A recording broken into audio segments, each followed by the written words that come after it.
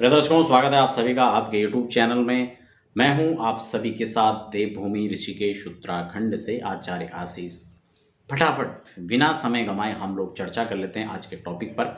आज का विषय रहेगा विंशोत्तरी महादशाओं का हम लोग क्रमशः चर्चा कर रहे हैं। सूर्य की वीडियोस आपके लिए उपलब्ध हो चुकी है। अब चंद्रमा के बारे में हम लोग चर्चा करेंगे। इसी प्रकार से मंगल चंद्र के बाद मंगल बुध और राहु केतु तक जो महादशाएं चलती हैं उसके बारे में हम लोग क्रमशः यहाँ पर चर्चा करने वाले हैं। प्लेलिस्ट में जाकर के आप या नीचे जो डिस्क्रिप्शन में लिंक है, आई बटन में जो वीडियोस हैं, आप उनको देख सकते हैं और सभी ग्रहों की दशा, महादशा, अंतरदशा या योगिनी दशा, आप सभी के बारे में हमारे चैनल पर डिटेल ले सकते हैं। ग्रहों के विभिन्न योग की जानकारी ले सकते हैं समय समय पर, जैसे कि मैं आपको अध्यात्म और ज्योतिष के विभिन्न योगों की चर्चा या अन्य जो वीडियोज़ हैं वो आपके लिए लेकर आता रहता हूँ। आप नए दर्शक हैं तो फटाफट चैनल को सब्सक्राइब कर लें ताकि आप ऐसे ही तमाम वीडियोस या मुहूर्त की चर्चाओं आप हमारे साथ प्राप्त करते रहें। मंगल राशि संचरण कर चुके हैं कर्क राशि पर, उसके लिए वीडियो उपलब्ध हो चुकी है, आप उसे भी जाकर देख सकते हैं। अब हम फटाफट बिना समय गंवाए चंद्रमा की हम लोग चर्चा कर लेते हैं। सबसे पहले चंद्रमा को समझना यहाँ पर बेहद जरूरी है। चंद्र के लिए वेदों में मंत्र आता है, चंद्रमा मनसो जात चक्षु। क्या मतलब कि चंद्रमा को मन का कारक माना गया है और मन के हारे हार है, मन के जीते जीत। मन का बलवान होना या निर्बल होना जीवन के इस यात्रा में बहुत अहम रोल निभाता है। यदि चंद्रमा स्ट्रांग है तो आप अपने जीवन में, इसका एक लक्षण है कि आप त्वरित निर्णय लेने में आपको हिचकिचाहट नहीं होती, आप सटीक निर्णय ले पाते हैं और ठोस निर्णय आप ले लेते हैं। यदि चंद्रमा आपका डिस्टर्ब है, चंद्रमा कहीं ना कहीं कमजोर है, आपके मन में हमेशा उथल पुथल चलती है, नेगेटिव विचारधाराएं आती हैं और कहीं ना कहीं आप अपने जीवन को लेकर उदासीन बने रहते हैं। आपको हर किसी में शक और संदेह की बातें आपकी समझ में आती हैं, आपको समझ नहीं आ पाता, सही लोगों को आप खराब समझने लगते हैं, खराबों को आप सही समझने लगते हैं। तो जीवन का ये जो यात्रा है वो बड़ी दिलचस्प हो जाती है, बड़ी एक अजीब सी स्थिति बनी रहती है। आज आपको बताने वाला हूँ कि जब चंद्रमा की महादशा चलेगी तो कैसा रहेगा। ये चंद्रमा का नकारात्मक और सकारात्मक दोनों पहलों पर हम लोग चर्चा कर चुके हैं। चंद्रमा की दशा का फल, ये विंशोत्तरी की जो यहाँ पर चर्चा है, मैं आपके साथ साझा कर रहा हूँ। अब जब भी ज्योतिष की बात आती है तो हम पाराशर हैं, नारद हैं, वशिष्ठ हैं, हम इनकी स्मृति हमारे सामने आती है। बृहत पाराशर का एक सूत्र है जो मैं आपको यहाँ पर बताने जा रहा हूँ। श्लोक संस्कृत में है लेकिन आप इसको मैं हिंदी में आपको समझाने का प्रयास करूँगा। इसमें लिखा हुआ है कि चंद्र की दशा का उत्कृष्ट फल क्या है। जैसे कि मैंने अभी आपको कहा कि यदि चंद्रमा बलवान इसमें है तो आपको कैसे फल मिलेगा और यदि निर्बल है तो आपको कैसे फल मिलेगा। इसके लिए सबसे पहले आपको अपनी लग्न कुंडली पर जाना होगा। आप अपनी कुंडली निकाल सकते हैं और देख सकते हैं चंद्रमा किस स्थिति में कहाँ बैठे में। लेकिन अभी हम जो चर्चा कर रहे हैं कि चंद्रमा की दशा का क्या फल रहेगा, तो यहाँ पर इसकी दशा का जो फल बताया है, चंद्रोत्कृष्ट दशा करोति जननी श्रेयस्ताड़ादिकादिकम क्षेत्राराम ग्रहासन द्विजवर श्री शोभनाद होलिका। मतलब क्या हुआ कि यदि चंद्र की दशा में हमें इसका उत्कृष्ट फल मिलता है तो माता का सुख आपको यहाँ पर मिलेगा।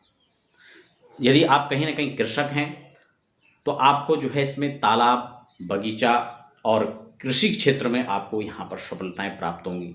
घर का लाभ आपको मिल सकता है, मकान आप बना सकते हैं। वैसे मंगल का पक्ष है लेकिन यहाँ पर चंद्र का भी लाभ होने पर दशा में आपको ये फल मिल सकता है। ब्राह्मणों का आपको सहयोग मिलेगा, उनका आशीर्वाद आपको मिलता रहेगा यदि ये शुभ दशा है। लक्ष्मी, यश, प्राप्ति, कीर्ति, धन आपको यहाँ पर मिलेगा। वाहन, संतोष और परम शांति का अनुभव आप करेंगे यदि मंगल आपकी राशि में, आपकी कुंडली में शुभ हैं और उनकी दशा चल रही है। अच्छा, ये हम कैसे देखें कि हमारी कुंडली में शुभ है मंगल चंद्रमा या नहीं है। इसके लिए मैं आपको सूत्र बताता हूँ। बलवान चंद्रमा का सूत्र है शोचे परमोच्चे। यदि स्वग्रही चंद्रमा हो, उच्च का चंद्रमा हो, ये क्षेत्रज्ञ व केंद्र लाभ त्रिकोणज्ञ। यदि चंद्रमा स्वग्रही हो या उच्च का हो या लाभ क्षेत्र में बैठा हो या आयेश बन करके बैठा हो और कहीं ना कहीं लाभ भाव, त्रिकोण भाव और केंद्र भाव में बैठा हो। केंद्र यानी 1 4 7 10, त्रिकोण यानी 5 9, मूल त्रिकोण 1 5। तो इस प्रकार से अगर इन स्थानों पर बैठा हो, लाभेश यानी एकादश के स्वामी बन करके, 11th हाउस के लॉर्ड बन के बैठे हों, तो इस स्थिति में चंद्रमा को हम बलवान कह सकते हैं। लेकिन इसके साथ साथ में एक सूत्र और यहाँ पर ध्यान रखना होगा कि उसके साथ कोई पापक ग्रह ना हो, कोई पाप ग्रह की दृष्टि उन पर न पड़ रही हो, कोई युति पाप ग्रह के साथ में। चंद्रमा के साथ राहु बैठ गया तो डिस्टर्ब हो जाएगा, चंद्रग्रहण योग बन जाएगा। शनि हो जाएगी तो तब भी जो है वो योग नहीं बन पाएगा। तो इस स्थिति में इसको प्रबल बलाबल के साथ अगर यहाँ पर चंद्रमा बैठे होंगे तो आपको विंशोत्तर की यह जो महादशा का जो फल मैं आपको बता रहा था, यह फल आपको प्राप्त हो। अब हम निर्बल की बात कर लेते हैं कि निर्बल किस स्थिति में होगा, चंद्रमा का लाभ किस स्थिति में नहीं मिल पाएगा। तो चंद्रमा जब क्षीण होते हैं, दुर्बल होते हैं, तो उसकी स्थिति यहां पर बताया है षष्टाष्टम व्यये चंद्रे। क्या मतलब हुआ, यदि 6 में हो, 8 में हो और 12वें घर में हो, 6, 8 और 12वें घर में यदि मंगल बैठ जाता है, चंद्रमा बैठ जाते हैं, 6ठे भाव में, 8वें भाव में और द्वादश भाव में यानी 12वें भाव में यदि आपका चंद्र बैठ गया तो यहां पर निर्बल हो जाएगा। और इतना ही नहीं, पाप संयुक्ते अगर कहीं भी किसी भी स्थान पे है, खासकर इन भावों में जिनकी चर्चा हो रही है 6, 8, 12 में, और इसके साथ कोई पापक ग्रह बैठा हुआ है, कोई शनि बैठा हुआ है, राहु बैठा हुआ है, क्रूर ग्रह यहां पर बैठता है, ये यहां पर सूर्य भी बैठते हैं तो भी अस्त हो जाएगा। और इसके साथ साथ में यदि पापक ग्रह बैठेंगे तो फिर तो गड़बड़ी है, फिर तो बात नहीं बन पा रही है। तो इसके साथ में ये यहां पर क्षीण हो जाएंगे, पाप युक्त हो जाएंगे, या किसी ग्रह की युति के साथ साथ अगर दृष्टि भी हो, अगर किसी ग्रह की दृष्टि पड़ रही है, शनि की दृष्टि पड़ रही है, राहु की दृष्टि है, यहाँ मंगल की दृष्टि पड़ रही है, तो दृष्टिपात से भी वह निर्बल होगा। तब जो है क्या यहाँ पर फल होगा, राज द्वेषो मनो दुखम। एक तो राजा से द्वेष की स्थिति बनेगी, और जब राज्य के प्रति विद्रोह का वातावरण बनेगा, राज्य काज के प्रति हमें अपने नियम कायदे कानून पर हमें विश्वास नहीं होगा और हम कोई ऐसी कार्य करेंगे तो उससे हमें दंडित होना पड़ सकता है, यानी हमें उसके लिए दंड भुगतना पड़ सकता है। ऐसी स्थिति में मनोदुखम, मानसिक अशांति परम चरमोत्कर्ष में पहुंच जाएगी, अशांत व्यक्ति रह जाएगा, डिप्रेशन की स्थिति में पहुंच जाएगा। और इसके साथ साथ में धन धान्यादि का नाशकम, धन की हानि यहाँ पर देखने को मिल सकती है, हेल्थ इश्यूज यहाँ पर आ सकते हैं, खासकर आपको संक्रमण से संबंधित आपको प्रॉब्लम हो सकती है, आपको नज़ला जुकाम हो सकता है, इन्फेक्शन हो सकता है आपको गले में, और खासकर मस्तिष्क में ज्वर की स्थिति बन सकती है, नज़ला जुकाम खासकर इसमें होता है, माता को कष्ट हो सकता है। तो ये स्थितियां यहाँ पर दुर्बल जो चंद्र है उससे देखने को मिलेगी। इतना ही नहीं, नीचे व क्षीण चंद्रे, या तो नीच राशि का हो चंद्रमा तो भी जो है इसका फल इसी प्रकार से रहेगा, या क्षीण चंद्रमा हो, जैसे क्षीण चंद्रमा की बात मैं भी कह रहा था कि अमावस्या का जन्म होगा तो वो सूर्य के साथ बैठेंगे, और सूर्य के साथ युति होगी तो वो बलवान नहीं होंगे, बलाबल के साथ नहीं बैठेंगे। तो ऐसी स्थिति में भी यहाँ पर चंद्रमा का यह फल देखने को मिलेगा, मानसिक अशांति इसमें परम उत्कृष्ट देखने को मिलेगी, और माता पक्ष से आपको चिंता, माता के स्वास्थ्य में गिरावट, ये आपको यहाँ पर खासकर देखने को मिलेगी। एक चीज और है, नौकरों का विद्रोह यहाँ पर देखने का मिल सकता है, नौकरों से असंतुष्टि आपको देखने को मिल सकती है, नौकर आपके प्रति विश्वासघात कर सकते हैं, और देह की जड़ता यानी शारीरिक दौर्बल्य आपको बना रह सकता है, शरीर अशांत बना रह सकता है, काम करने का मन नहीं करना, ये सब इसी में आते हैं। और एक चीज और यहाँ पर खासकर है, यदि इस प्रकार के योग में यदि चंद्रमा निर्बल है, पाप युक्त है, नीच है, क्षीण है, तो जल का संकट आप पर आ सकता है।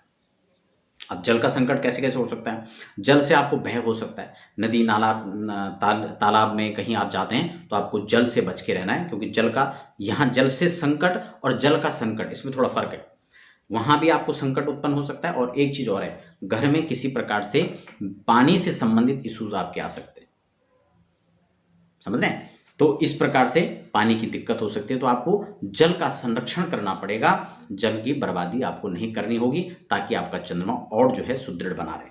अब उपायों की हम लोग यहाँ पर बात करते हैं चलते चलते।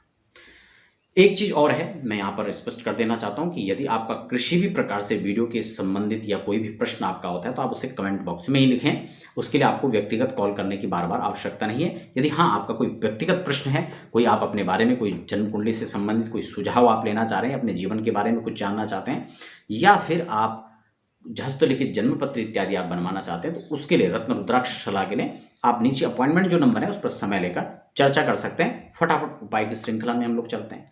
जब भी किसी भी ग्रह की बात उपाय की आती है तो उसके लिए वैदिक शांति ही परम श्रेष्ठ है, यानी इसकी वैदिक पूजा ही सर्वोपरि है, सर्व लाभकारी है। उसके बाद हम लोग यहाँ पर बात करते हैं कि यदि हम उसका खुद कुछ करना चाहते हैं तो हम उसका कुछ दान कर सकते हैं। वैसे तो उसकी शांति के बाद ही दान का विधान आता है समय के अनुसार, लेकिन आप छोटे छोटे उपाय घर में कर सकते हैं। जैसे मैंने कहा, जल का आप संरक्षण करें। आप दान देना चाहते हैं तो आप दूध का दान दीजिए, चावल का दान करें, आटे का दान करें, चीनी का आप दान कर सकते हैं। इसी के साथ साथ आप श्वेत वस्त्र पहने, सफ़ेद कपड़े पहने तो ये ज़्यादा अच्छा रहेगा। सफ़ेद वस्त्रों का आप दान करते हैं तो बहुत अच्छा रहेगा। चांदी आप धारण कर सकते हैं और दान देने का मन हो तो आप दे भी सकते हैं। वैसे ये नहीं है कि आप दान किसको दें, इसमें खासकर यदि आप माता को कोई चीज़ भेंट करते हैं तो उसमें आपको दुख भी नहीं होगा और आप जो है उसका लाभ भी ले सकते हैं। तो चांदी की कोई चीज़ आप उनको दीजिए। इतना ही नहीं, आपको इसके साथ साथ माता की सेवा करनी चाहिए। इसके साथ साथ अगर बात करें तो चंद्रमा का मंत्र जो है ओम श्राम श्रीम श्रोम शह चंद्रमसे नमः, आप इस मंत्र का जप कर सकते हैं। और इतना ही नहीं, भगवान शंकर की पूजा और सायंकाल आपको भगवान शिव के अनेक स्तोत्र आपको रटने चाहिए, उनका आपको पाठ करना चाहिए, पारायण करना चाहिए। और प्रदोष का व्रत कर सकते हैं और सोमवार का भी व्रत कर सकते हैं। दर्शकों, ये थी चंद्रमा की महादशा का फल, उससे संबंधित शुभ और अशुभ फल, इसके साथ साथ उपाय और विशेषकर आपको दान आदि की चर्चा। रत्न में आप मोती धारण कर सकते हैं। तो दर्शकों, बने रहें आप हमारे साथ। अगली वीडियो के लिए इजाज़त दीजिए, तब तक के लिए धन्यवाद।